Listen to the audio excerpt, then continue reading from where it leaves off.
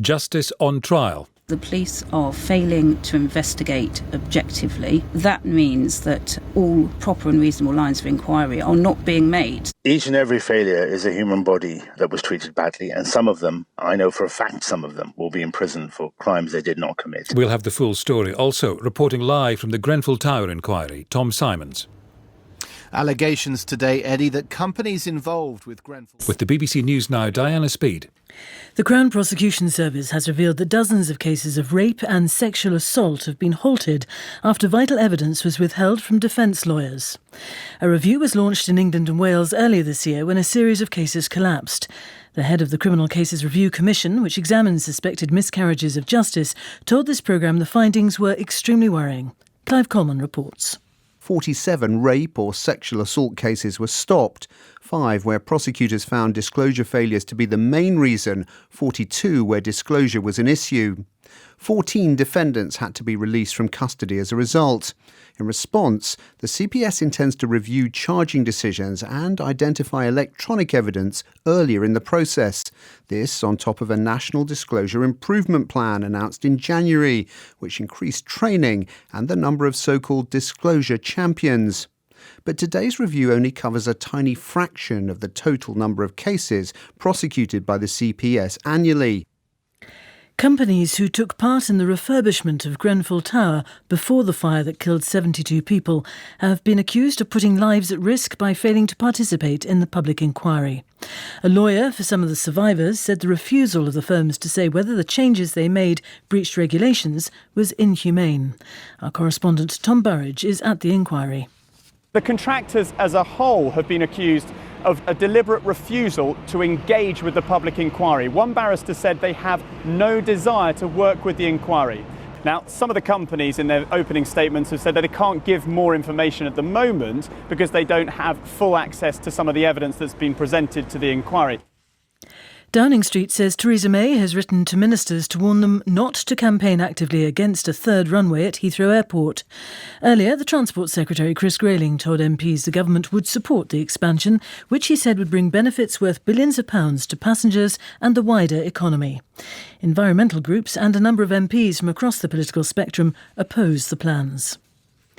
The Culture Secretary, Matt Hancock, has said that Rupert Murdoch's 21st Century Fox will be allowed to continue its proposed takeover of the British broadcaster Sky, but only if Sky News is sold off. 2 American companies, Comcast and Disney, are currently trying to buy most of Mr Murdoch's media empire. Amal Rajan reports. Rupert Murdoch has long cherished full ownership of Sky, which he launched 3 decades ago. His family currently controls 39% of the company. But at the same time, 2 US media giants, Comcast and Disney, are bidding to take ownership of Mr Murdoch's entertainment business at Fox.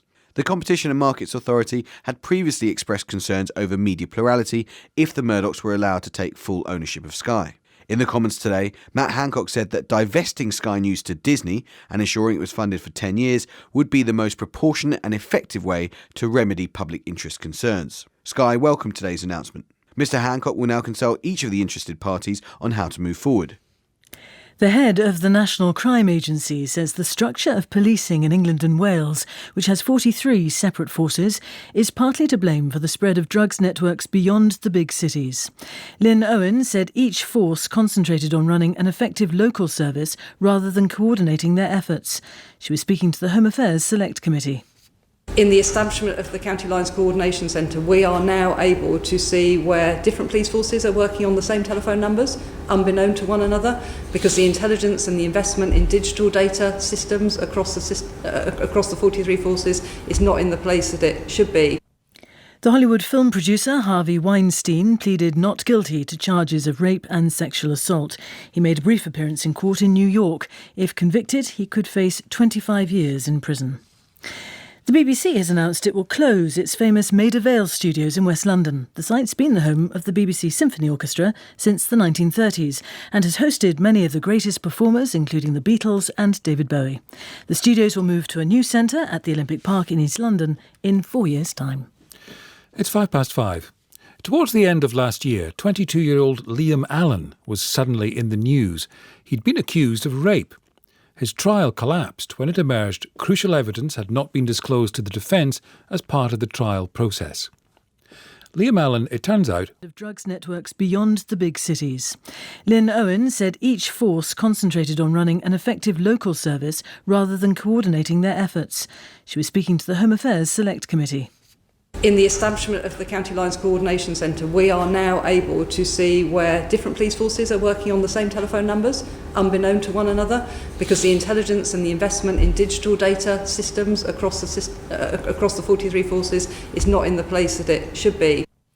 The Hollywood film producer Harvey Weinstein pleaded not guilty to charges of rape and sexual assault. He made a brief appearance in court in New York. If convicted, he could face 25 years in prison. The BBC has announced it will close its famous Maida Vale studios in West London. The site's been the home of the BBC Symphony Orchestra since the 1930s and has hosted many of the greatest performers, including the Beatles and David Bowie. The studios will move to a new centre at the Olympic Park in East London in 4 years' time. It's 5:05. Towards the end of last year, 22-year-old Liam Allen was suddenly in the news. He'd been accused of rape. His trial collapsed when it emerged crucial evidence had not been disclosed to the defence as part of the trial process.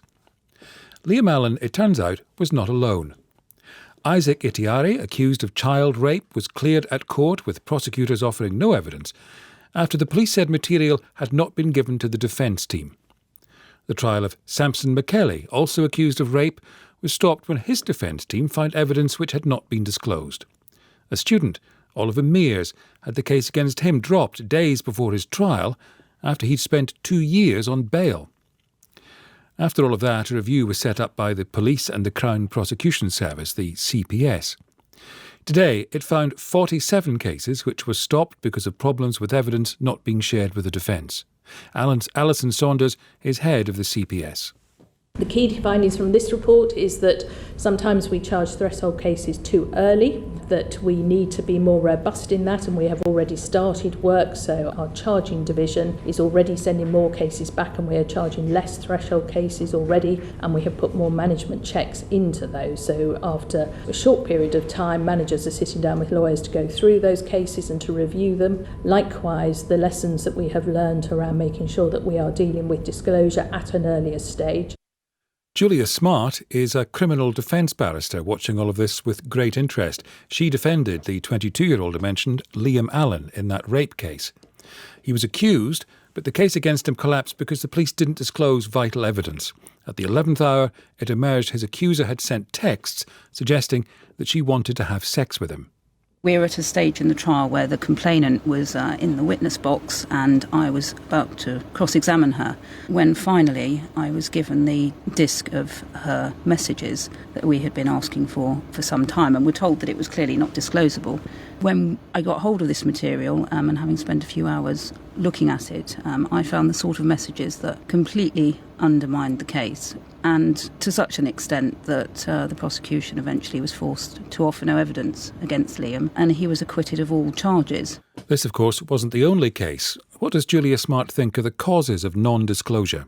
It's a multiplicity of reasons. One of them is that there has been a complete lack of training in relation to police officers and also those in the Crown Prosecution Service in what their duties are in relation to proper investigation and proper disclosure. There's also a difficulty in relation to resources, but it appears to be the case that there is something of a culture of trying to build a case up rather than investigating objectively all those leads that are leading away or towards a suspect. The defence must be given any material which undermines the prosecution case or may assist the defence case, and it became apparent that this wasn't happening.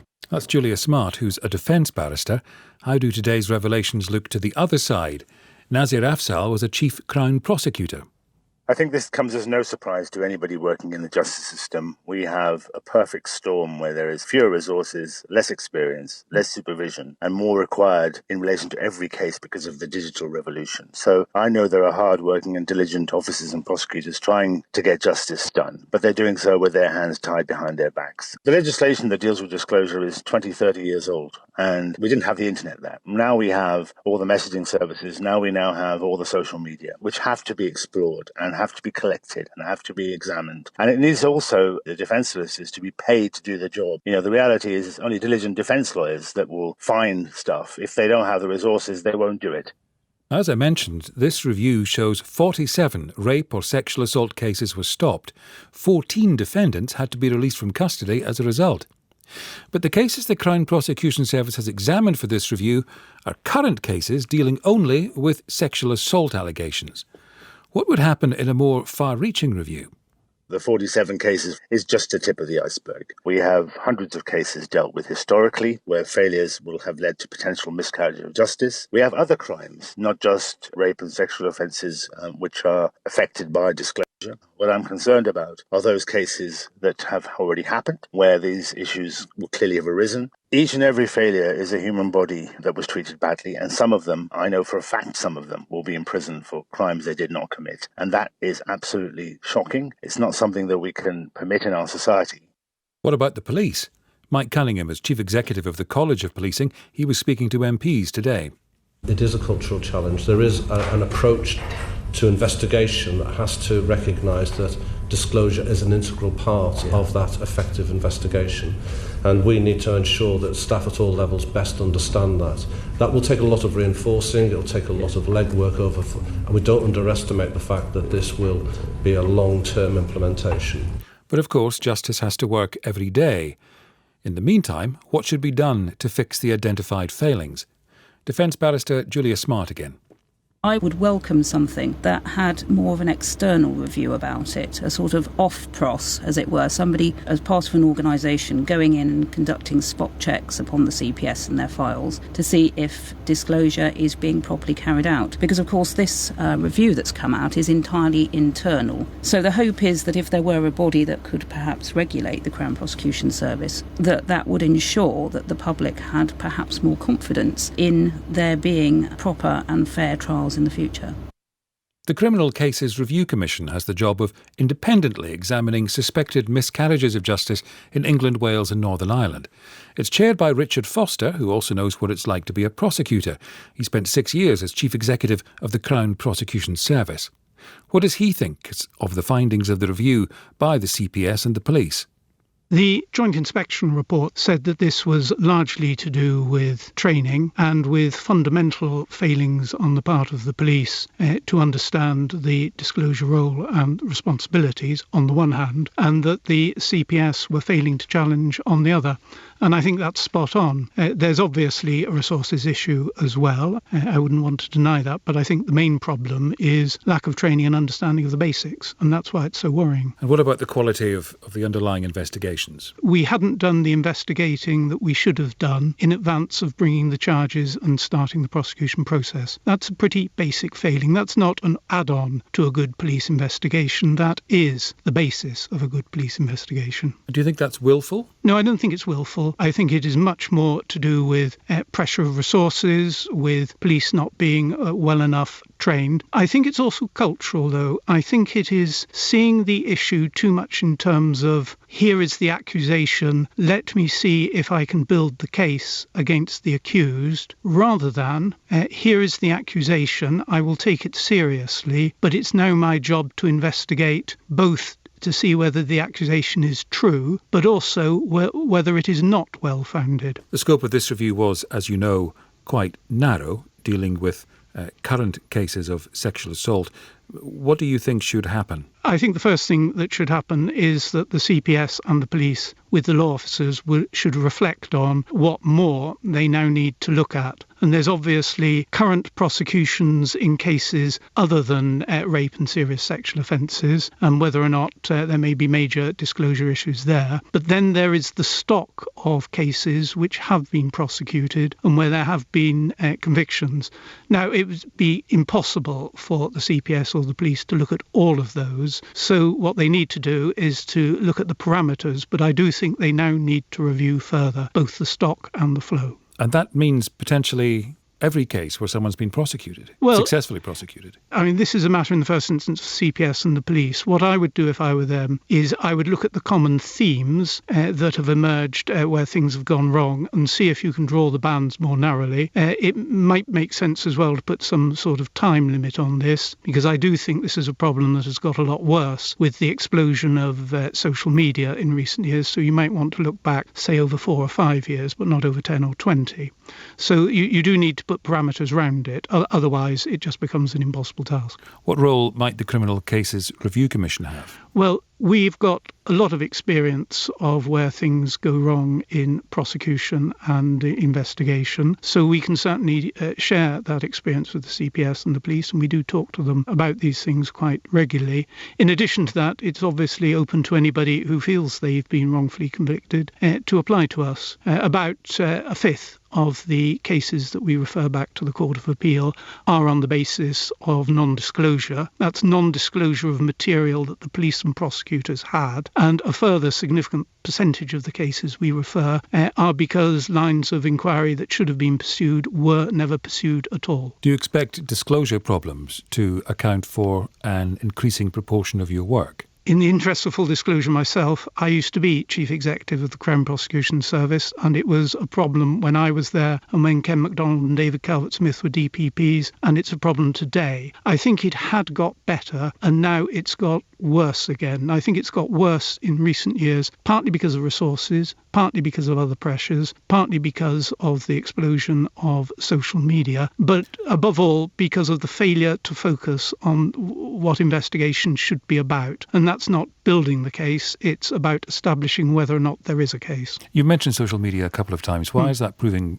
so problematic in this context? Well, it's partly because a lot of these cases are, in the jargon, he said, she said. So it's one person's word against another, and therefore social media and tweets and texts and so on are highly relevant to looking at the credibility of people. So in that sense, also the volume of material and also the transience of the material. And that's one of the reasons I'm so worried about police investigations. If you don't get onto this quickly, the material may simply disappear. It won't be there to be had. How did you try to deal with the problem of disclosure difficulties when you were at the CPS between 2001 and 2007? By focusing on it and being very clear both at the collective institutional level but also at the individual level that this is a professional requirement, and if you get it wrong there will be professional consequences. That's Richard Foster, who chairs the Criminal Cases Review Commission.